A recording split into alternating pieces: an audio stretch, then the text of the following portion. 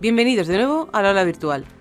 En el siguiente vídeo vamos a ver el título 2 de la Constitución Española, sobre la institución de la corona. Se trata de un título bastante corto, pues solo posee 10 artículos. Sin embargo, es también uno de los más preguntados, por lo que su estudio merece mucho la pena. En primer lugar, vamos a ver la figura del rey, en el artículo 56.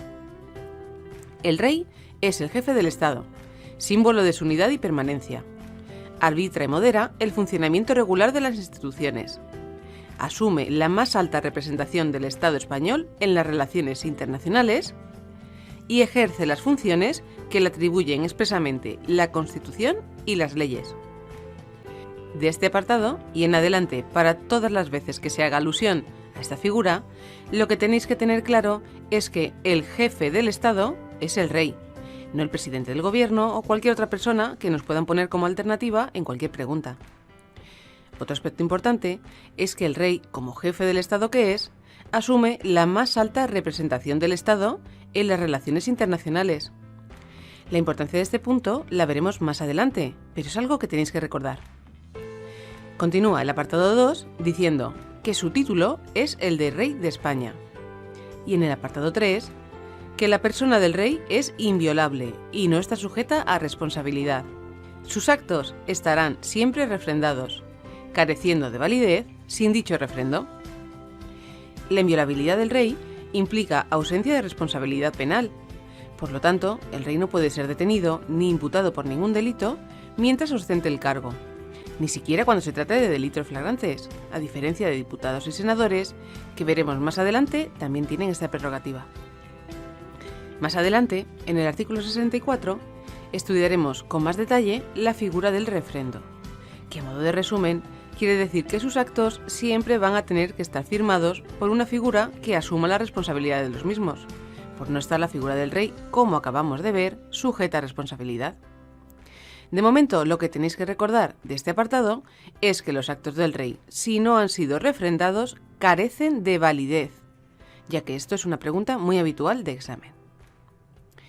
Continuamos con la institución de la corona en el artículo 57, viendo la fórmula constitucional de la sucesión a la corona, la cual puede resultar un poco compleja de estudiar si primero no entendemos una serie de conceptos. Vamos a ver primero el artículo, que nos dice que la corona de España es hereditaria en los sucesores de Su Majestad Don Juan Carlos I de Borbón, y que la sucesión en el trono seguirá el orden regular de primogenitura y representación, siendo preferida siempre la línea anterior a las posteriores. En la misma línea, el grado más próximo al más remoto. En el mismo grado, el varón a la mujer. Y en el mismo sexo, la persona de más edad a la de menos. Esta fórmula de sucesión debéis memorizarla tal cual, aunque para facilitar que lo entendáis, vamos a explicar uno a uno los conceptos que contiene. El orden regular de primogenitura y representación, que quiere decir que el heredero de la corona es en principio el hijo primogénito del rey, y si éste tuviera hijos, estos pasarían a ser los siguientes en el orden sucesorio, en caso de que falleciera el primogénito. Es decir, los hijos del heredero tienen preferencia sobre sus tíos. La preferencia de la línea anterior a las posteriores, que traducido en la práctica significa que los descendientes directos, es decir, padres e hijos, tienen preferencia sobre los parientes colaterales, que lo son los primos o hermanos entre sí. Ya situados en la misma línea, el grado más próximo al más remoto, es decir, que se prefiere a los hijos antes que a los nietos. Y por último, dentro del mismo grado, es decir, entre hermanos, se prefiere al hombre frente a la mujer y si son del mismo sexo, a la persona de más edad frente a la de menos. Vamos a poner un ejemplo para que lo terminéis de entender mejor. Imaginemos que el rey tiene 3 hijos, una mujer y 2 varones. Según lo que acabamos de ver, el orden regular de primogenitura y de preferencia del varón sobre la mujer, y si ambos son del mismo sexo, del de mayor edad, el heredero sería el primer hijo varón. Si éste falleciera, ya que como hemos visto hay preferencia del varón sobre la mujer, el heredero pasaría a ser el hijo menor, saltándose a su hermana, Sin embargo, imaginémonos que a su vez el heredero ha tenido hijos antes de fallecer, 2 chicas. En este caso, por el principio de representación que hemos visto, con preferencia de las líneas rectas frente a las colaterales, la heredera pasaría a ser la hija mayor del primogénito, es decir, la nieta del rey, no su tío. Una vez aclarado el tema de la sucesión a la corona, continuamos viendo en el apartado 2 que el príncipe heredero tendrá la dignidad de príncipe de Asturias. Y en el apartado 3 se recoge la posibilidad de que no haya ningún heredero legítimo, para lo cual se dispone que, extinguidas todas las líneas llamadas en derecho, las Cortes Generales proveerán a la sucesión en la corona en la forma que más convenga a los intereses de España. Haceros la observación, que podremos ir comprobando a lo largo de este título, de que todo lo que tiene que ver con la corona será decidido por ambas cámaras de las Cortes Generales, es decir, Congreso y Senado, que para ello deberán reunirse en sesión conjunta. Esto es especialmente importante de cara a posibles preguntas en las que, por ejemplo, respecto a lo que acabamos de ver, nos pudieran poner como posibles respuestas que solo el Congreso o solo el Senado proveerán la sucesión de la corona en el caso que se extingan todas las líneas llamadas a derecho. Y continúa el apartado 4 diciendo que aquellas personas que, teniendo derecho a la sucesión en el trono, contrajeren matrimonio contra la expresa prohibición del rey y de las Cortes Generales, quedarán excluidas en la sucesión a la corona, por sí y sus descendientes. Nuevamente fijaros que aparecen las Cortes Generales al completo, ambas cámaras. Fijaros también en que no es que los herederos del rey necesiten su permiso para poder casarse, sino que quedarían excluidos de la sucesión solo si se produjese una prohibición expresa de ambos, el rey y las Cortes, ante dicho matrimonio. Y por último, el apartado 5 recoge otro aspecto importante de recordar. Las abdicaciones y renuncias y cualquier duda de hecho o de derecho que ocurra en el orden de sucesión a la corona se resolverán por una ley orgánica. Un ejemplo de esto ocurrió en España en el año 2014, cuando Juan Carlos I abdicó en favor de su hijo Felipe VI, haciéndose esto efectivo a través de la Ley Orgánica 3/2014. Así que otro aspecto a recordar de cara al examen, que lo relativo a abdicaciones, renuncias y sucesión de la corona se resolverá por ley orgánica. Sobre la figura del consorte, nos dice a continuación el artículo 58 que la reina consorte o el consorte de la reina no podrán asumir funciones constitucionales, salvo lo dispuesto para la regencia. Este aspecto de la regencia vamos a verlo desarrollado justo a continuación, en el artículo 59. Esta es una de las materias más preguntadas en todo tipo de oposiciones y que curiosamente se suele fallar bastante. Ejercer la regencia no es ni más ni menos que asumir las funciones constitucionales del rey, para entendernos, sustituirle temporalmente, mientras se dan alguna de las siguientes circunstancias: la minoría de edad del rey o la inhabilitación para el ejercicio de su cargo por incapacidad. Vamos a verlo en el artículo. Cuando el rey fuere menor de edad, el padre o la madre del rey, y en su defecto el pariente mayor de edad más próximo a suceder en la corona, entrará a ejercer inmediatamente la regencia y la ejercerá durante el tiempo de la minoría de edad del rey. Por tanto, de este apartado debemos tener claro que para el supuesto de minoría de edad del rey, la regencia la ejercerán, por este orden, su padre o madre, y a falta de estos, el pariente de mayor edad que más próximo se encuentre en ese momento en el orden sucesorio. Esto que acabamos de ver es pregunta de examen hasta la saciedad. Indique quién ejercerá la regencia del rey menor. La respuesta correcta será lo que acabamos de ver, y en ese orden. En primer lugar, el padre o la madre, y en segundo lugar, y a falta de los anteriores, el pariente mayor de edad más próximo a suceder en la corona. En el apartado 2 vemos el siguiente supuesto.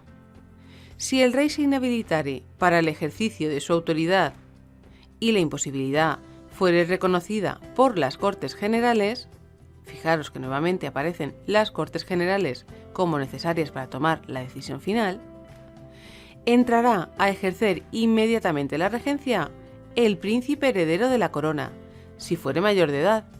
Si no lo fuere, se procederá de la manera prevista en el apartado anterior, hasta que el príncipe heredero alcance la mayoría de edad. Así, pongamos por ejemplo que el monarca alcanzara el trono a una avanzadísima edad, o sufriera algún tipo de enfermedad o demencia que le impidiera ejercer su puesto.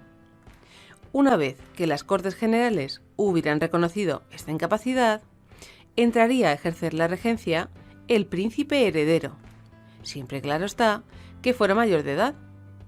Si fuera menor, se aplicarían las reglas del apartado primero. Y el último posible supuesto sobre quién correspondería ejercer la regencia sería en el caso que nos indica el apartado 3. Si no hubiere ninguna persona a quien corresponda la regencia, ésta será nombrada por las Cortes Generales y se compondrá de 1, 3 o 5 personas. En definitiva, ante una pregunta sobre la regencia, debemos tener claro en cuál de los dos supuestos se está basando la pregunta. Es decir, si se basa en el supuesto de la minoría de edad del rey o si por el contrario se está refiriendo al supuesto de la inhabilitación, ya que en cada supuesto la respuesta correcta será diferente. A continuación, el apartado 4 nos indica uno de los requisitos necesarios para poder ejercer la regencia. Para ejercer la regencia es preciso ser español y mayor de edad. Y por último, en el apartado 5, la regencia se ejercerá por mandato constitucional y siempre en nombre del rey. Esto quiere decir que el regente lo es porque así lo indica la Constitución y se limita a ejercer las funciones del rey, pero en ningún caso se convierte en titular de la corona. Únicamente asume, transitoriamente, las funciones constitucionales que corresponden a dicho titular, mientras éste es menor o se encuentre inhabilitado. Supongamos que una persona accede al trono con 7 años de edad. En ese caso, no podrá ejercer sus funciones constitucionales hasta que alcance la mayoría de edad. Hasta que esto ocurra, dichas funciones serán asumidas por el regente, pero lo que es el rey, el titular de la corona, será a todos los efectos dicha persona de 7 años y en ningún caso lo será el regente. Una vez aclarados los conceptos, lo que a modo resumen tenéis que tener claro de cara a posibles preguntas de examen es que, si nos preguntan por quién le corresponde ejercer la regencia, lo primero es identificar por cuál de los dos supuestos nos preguntan.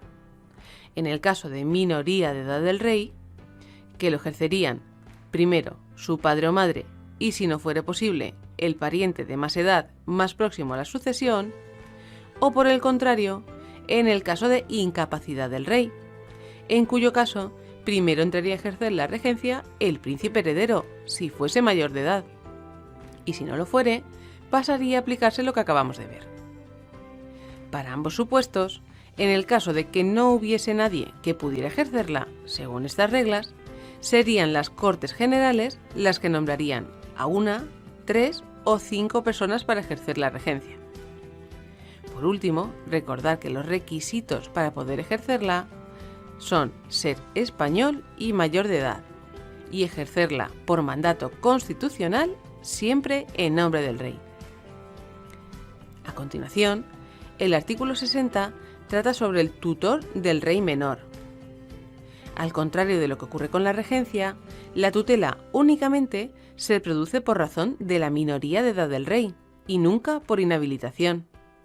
Y además, el tutor no asume ningún tipo de función constitucional en nombre del rey, sino que ejerce la guarda del rey y de sus bienes por ser éste, como hemos dicho, menor de edad. Así pues, es importante que tengáis esto claro y no confundáis los conceptos. Empieza diciendo el artículo 60 que será tutor del rey menor la persona que en su testamento hubiese nombrado el rey difunto, siempre que sea mayor de edad y español de nacimiento. Ojo aquí, que acabamos de ver que para ejercer la regencia bastaba con ser español, no necesariamente de nacimiento. Por lo que esta puede ser una pregunta trampa si nos colocan en la regencia la coletilla de español de nacimiento. Si no lo hubiese nombrado, será tutor el padre o la madre mientras permanezcan viudos. En su defecto, lo nombrarán las Cortes Generales, pero no podrán acumularse los cargos de regente y de tutor, sino en el padre, madre o ascendientes directos del rey. Y en el apartado 2, el ejercicio de la tutela es también incompatible con el de todo cargo o representación política. Es decir, no podrán ejercer dicha tutela miembros de las Cortes Generales, de las Asambleas Legislativas de las comunidades autónomas, concejales, ni aquellos que desempeñen cualquier tipo de cargo que implique representación política. Y en resumen, lo que tenéis que recordar respecto a la tutela del rey menor es que el único supuesto que lo origina es la minoría del rey menor, siendo ejercido primero por la persona que designe el rey fallecido en su testamento, siempre que sea español de nacimiento y mayor de edad. Si no fuera esto posible, lo sería su padre o madre mientras permanezcan viudos, y si tampoco fuese esto posible, lo nombrarían las Cortes Generales. Los otros dos aspectos importantes de recordar son las limitaciones para el ejercicio de la tutela, que no pueden acumularse con la regencia salvo en el padre, madre o ascendientes del rey, y que es incompatible con todo cargo o representación política. Y pasamos a ver la proclamación del rey, en el artículo 61. El rey, al ser proclamado ante las Cortes Generales, prestará juramento de desempeñar fielmente sus funciones, guardar y hacer guardar la Constitución y las leyes, y respetar los derechos de los ciudadanos y de las comunidades autónomas. El príncipe heredero, al alcanzar la mayoría de edad, y el regente o regentes, al hacerse cargo de sus funciones, prestarán el mismo juramento, así como el de fidelidad al rey. De aquí suele preguntarse en qué momento debe prestar juramento el rey, que es en el momento de ser proclamado con independencia de la edad que tenga. Fijaros en que el príncipe heredero, por el contrario, tiene que prestar juramento al alcanzar la mayoría de edad, mientras que el regente o regentes deben hacerlo en el momento de hacerse cargo de sus funciones. Por lo tanto, de cara a posibles preguntas tipo test, tenemos que tener muy claro cuándo presta juramento el rey, cuándo presta juramento el príncipe heredero y cuándo lo hace el regente. Por su parte, el juramento que prestan el príncipe y el regente es el mismo que presta el rey, pero añadiendo al final la expresión con fidelidad al rey. Y pasamos a ver en el artículo 62 las funciones del rey. De este artículo conviene aprenderse el número, es decir, hay que saber que las principales funciones constitucionales del rey aparecen recogidas en el artículo 62, aunque tenéis que tener en cuenta que no se recogen en este artículo todas las funciones constitucionales que le corresponden. Por lo demás, las funciones que vamos a ver a continuación no requieren grandes explicaciones, pero sí hay que sabérselas muy bien, pues se preguntan mucho. Corresponde al rey sancionar, esto es, aceptar y dar fe de su existencia y autenticidad, y promulgar, es decir, otorgar fuerza obligatoria, las leyes. Ojo que solo sancionan las leyes, no los decretos u otras normas con rango de ley. Para ello, veremos más adelante que dispone además de un plazo de 15 días. Convocar y disolver las Cortes Generales y convocar elecciones. Convocar a referéndum en los casos previstos en la Constitución. Proponer el candidato a presidente del Gobierno y, en su caso, nombrarlo, así como poner fin a sus funciones. Nombrar y separar a los miembros del Gobierno, a propuesta de su presidente. Expedir los decretos acordados en el Consejo de Ministros, conferir los empleos civiles y militares y conceder honores. Aquí fijaros en lo que acabamos de decir. Sanciona las leyes y expide los decretos. No lo confundáis. Ser informado de los asuntos de Estado y presidir a estos efectos las sesiones del Consejo de Ministros, a petición del presidente del Gobierno. El mando supremo de las Fuerzas Armadas. Ejercer el derecho de gracia con arreglo a la ley, que no podrá autorizar indultos generales. Y por último, el alto patronazgo de las Reales Academias. Continuando con las funciones, el artículo 63 añade que el rey acredita a los embajadores y otros representantes diplomáticos. Y en el apartado 2, que al rey corresponde manifestar el consentimiento del Estado para obligarse internacionalmente por medio de tratados. Aquí hay que tener en cuenta, en relación con los tratados internacionales, que el rey manifiesta el consentimiento del Estado para obligarse. Importante aquí la palabra manifestar, porque si nos preguntan a quién corresponde prestar, ojo, prestar, no manifestar, el consentimiento del Estado para obligarse por medio de tratados internacionales, la respuesta correcta será a las Cortes Generales. Esto lo veremos al final del siguiente título, el 3. Pero tenéis que tener claro que las Cortes Generales prestan el consentimiento y el rey es un mero transmisor de ese consentimiento. Es decir, se limita a manifestar que las Cortes lo han prestado. Finalmente, al rey corresponde, previa autorización de las Cortes Generales, declarar la guerra y hacer la paz. Además de las que acabamos de ver, el rey realiza otras funciones y nombramientos que se recogerán posteriormente a lo largo de la Constitución. Para facilitaros el estudio, os dejamos un esquema con todas las funciones del rey.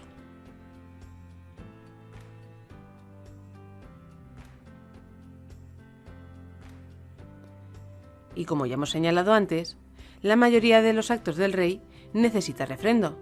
Este mecanismo viene explicado en el siguiente artículo, el 64.